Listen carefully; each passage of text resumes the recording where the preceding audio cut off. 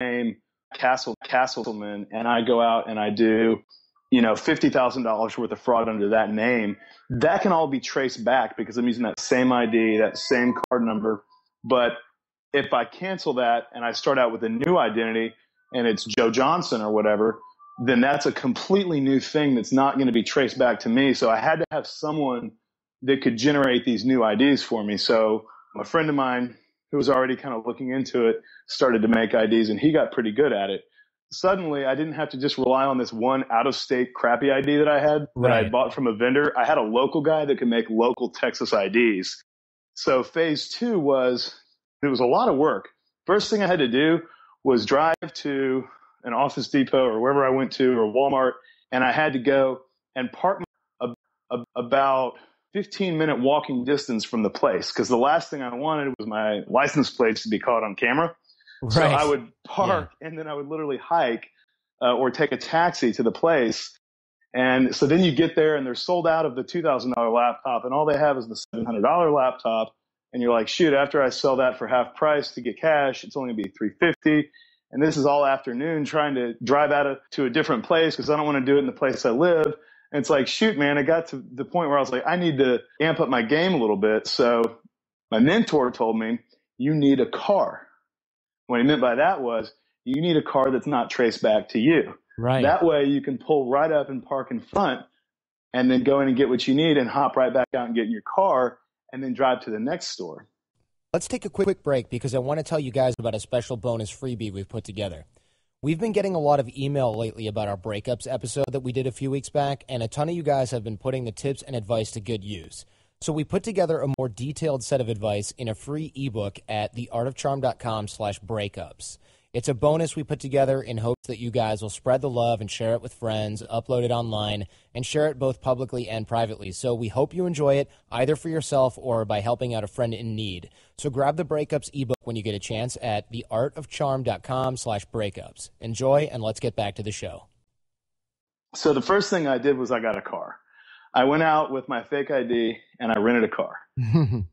And he said, well, no, the great thing about that is you can wait about 6 weeks before you turn it back in, because that's about how long it takes before they report it stolen. Oh, no. So you just went and you're printing money at this point. So you decided, you know what? You can report the car stolen all you want. I'll still turn it in, and you can charge Matt Castleman $10,000 because I don't give a fuck, right? That's kind of how it worked. Exactly. Oh, my God. So I could get a new car every 6 weeks, and it wouldn't cost anything. And if anything happened to the car, I could always bail out and run. And if they found the car, it would never be traced back to me. Right. They're like, Matt Castleman, he's a guy with dark hair who looks tall, sort of. Okay, thank you. We'll get right back with you. Exactly. So that was the first step in making things more efficient. And then the second thing was I would drive to a different city to do this. And let's say that half of the card numbers that I had would red flag. So I'd make one purchase, and then the bank identification number would come back, and they would batch a whole group of cards together and go, you know what, we're seeing a fraud pattern here. Let's close down this entire segment of credit card numbers, starting with 5800 or whatever, and that would kill the batch. So in other words, after I'd get 2 or 3 into the batch sometimes, they would all go bad, and then I'd have to turn around and go home. The other problem was you had to have 10 cards all swiped up and ready to go, which I didn't have. So I would go out with one at a time, and it got tedious because I'd drive to one city and come back. So the next thing that I did was I took the setup and I made it mobile. So there's a few little attachments that I could buy, and I could plug it into the cigarette lighter. So I'd have the rented car, and then I'd have a mobile encoding station. So I could go out and literally I could be shopping in the store. The card would decline or come up stolen. And I would say, hey, you know what? I think it's a problem with my bank. I just made a big purchase earlier in the week, and they've been shutting it down. So let me go out to my car and call them. I left my phone in the car and clear it with them, and I'll come right back in. So what I would really do is I would go out to the car, boot up the laptop, and just swipe a brand new card number on there from a different batch. So you're taking the same physical card, you've got the skimmer attached to your laptop plugged into the cigarette lighter, you take another dump from another batch and program it on the same card, walk back into the store and go, hey, try it now. My bank says it's all good. Same blank, makes total sense. They swipe it, different number. They're not paying attention. Boom, new purchase, new data, different person's info. Exactly. The third level was, how do I maximize one store? I got to where I could maximize a trip, I could maximize the card. And finally, what it was is I would walk into like a Walmart or something and I would hit register number one. Register number one, I go up and I say, hey, I'm getting some gift cards for my employees. We're having a bonus gram sales contest at the office. I need to get 2 gift cards for $400 a piece. They'd say, okay, great. Swipe your card. I'd get the 2 gift cards. And then I would walk to the bathroom and put them in my pocket. Come back out of the bathroom. Then I would go to register number 10 and I would repeat. Then I would go to register number 20 and repeat again. Then I would go to the registers in the garden center, because a lot of times those would be open during the daytime. Sure. And I would wind up getting about $3,500 worth of cards just in one store. And then sometimes I would double it. If I had cards with a high limit, I would do 2 $800 gift cards. So I'd get $7,000 in one store and have virtually no product to have to carry around, because eventually I wound up getting a van because I needed something bigger to hold like all the merchandise. So you're buying gift cards, and since those back then at least weren't held in any kind of central database, they were just programmed with credit, you basically had prepaid credit cards for, say, like Home Depot or whatever, and you literally, your car that you were renting was literally not big enough to hold all of the crap that you were stealing. Right. Exactly. So I started going to gift cards.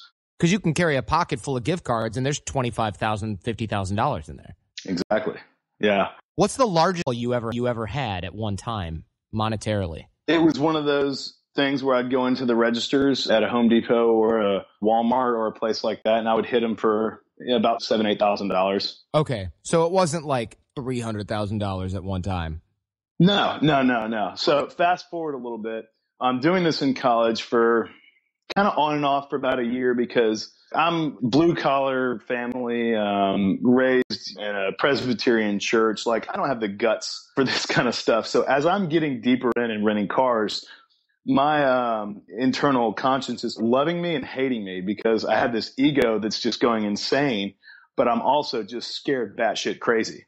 And at night I can't sleep because it's all the stress is coming down on me. So right, you literally had the fear of God, and also you knew you were stealing, but it was just, there was a rush because you're a kid, and it was so easy, and the only tangible part was the merchandise you take home, and you're like, oh, it's some big multi-billion-dollar company paying for it, so what's the big deal? Yeah, right. Because at the end of the day, I justified that Visa was writing off the losses, that the people would call in and they'd say, hey, man, I didn't buy a laptop. I didn't spend $7,000 at the store. And they would refund it, and then Visa would take the loss, or Wells Fargo would take the loss, or whatever. So in my mind, I justified that it was basically a slight inconvenience for the everyday consumer, a small fraction of a penny for a big corporation, and it, for me, was all kinds of fun and a win. And you were balling out of control, because $7,000 was probably like my income over 4 years while I was in college. I had no money. Yeah, same here. I went from literally working all summer to save up a $1,000 or $2,000 to try to make that last the whole year, when I got back to school. And now you can make $7,000 or $8,000 in 5 hours, 10 hours at most. And you're like, I could do this again next Saturday if I wanted to. I could skip class tomorrow and do it.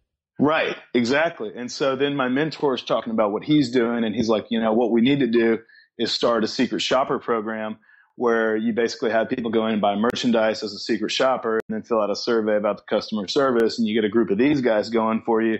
He's like, we can do that on the side. You can run that. And then he's like, then I'm going to do vehicles, because he had a VIN stamping machine. So he could pop the VIN plate out of a vehicle, make a new VIN plate, put it back in. He's like, as long as it's not a Lexus or a Mercedes or a car that has VINs etched in the glass, he's like, we can change the VIN numbers out, make new titles. He makes fake IDs, so he could also make fake titles for cars, and then we could retitle the vehicles and sell them, or rent like a car hauler, 18-wheeler, and just drive them across the border and sell them for $5,000 a pop in Mexico.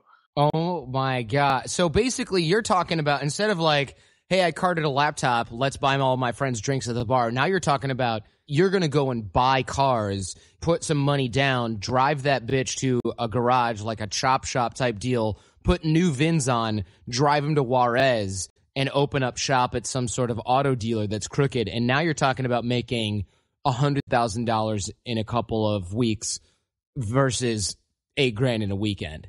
Exactly. But the stakes get a lot higher. I mean, it was nuts because the story, you know, I'd always talk to these guys on the internet and what are you doing? What happened to you last weekend? They'd always post pictures of stuff that happened. Well, one guy had a rented U-Haul and he took the bumper out and poured concrete inside of it somehow and then reinstalled it on the car. So apparently one time the police were chasing him and he just rammed the police car with the front bumper of this modified U-Haul, blew the police car out and just kept going and then ditched the U-Haul somewhere on the side of the road and caught a taxi. Jesus. So it went from like, hey, this is fun, check out this scam I'm running, to like legit criminal enterprise gangster level shit. The thrill then at some point has always counteracted the risk, but now it's you must be going, holy crap, that's thrilling. But now you're talking about potentially really injuring like lawmen and traveling across the border, and now the FBI is involved, not just like Mayberry PD, like where they're like, now don't do that again, and you're going to do community service. Now you're talking about like the FBI trying to like set up stings to catch your ass. Right. And granted, that wasn't me that did that. That was this other guy that I, you know, learned a lot and taught me stuff about. The guy that you're an accessory to on the internet is doing all this.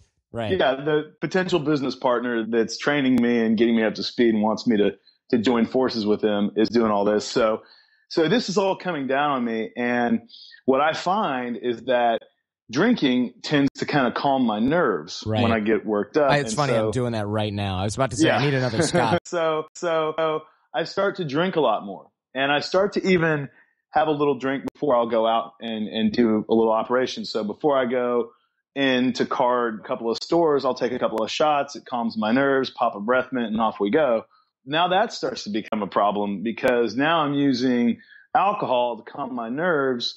But then when I get out, you know, I still need alcohol. And then next thing you know, it's like I'm day drinking all the time and it's scotch. And next thing you know, it's like I'm getting deeper in. So the deeper in I get, the more alcohol I need. The more alcohol I need, the more careless I get. The more careless I get, the more freaked out I am that I'm not doing a good job and I'm going to get caught. And then I wake up one morning and I log into the website, which it wasn't Carter Planet, it was Shadow Crew. And the graphic that was along the top has been changed. It's no longer an image of a planet with, you know, money circling around it or something stupid. Now it's an image of two hands behind prison bars and a dark face behind it. And underneath it has the caption that says, "You are no longer in the shadows. This website now custody of the United States Secret Service." Can I just be honest? That's baller that they changed the graphic to fuck with It really was. That is so bad. Like, they were like, you know what? We're not just going to put up like a 404, this website is down. They're going to be like, guess what, motherfucker? You are owned. Yeah, exactly. So I jumped on ICQ and I hit up the dump vendors and I was like, hey guys, who's playing with the website? Right. And I just got back, you know, in broken English. It is real. Don't play. Time to leave or something, you know, like right. In broken Russian English. And so I was like, well, shoot, if the Russians are telling me that it's real, it's probably real because those guys knew everything. They were on top of the whole thing. Well, and they're like, Secret Service, fuck you, brate. I don't care. But like, they knew like somebody had called them and been like, yo, bro, get out. Exactly. So what had actually happened was they had busted some kind of like medium level guy here in the U.S. that everyone trusted. And he had come back and no one ever knew he got busted. So he'd come back selling this anonymous virtual private network service, which I always thought stunk. And I'm not the smartest guy and I'm not the deepest guy into this game.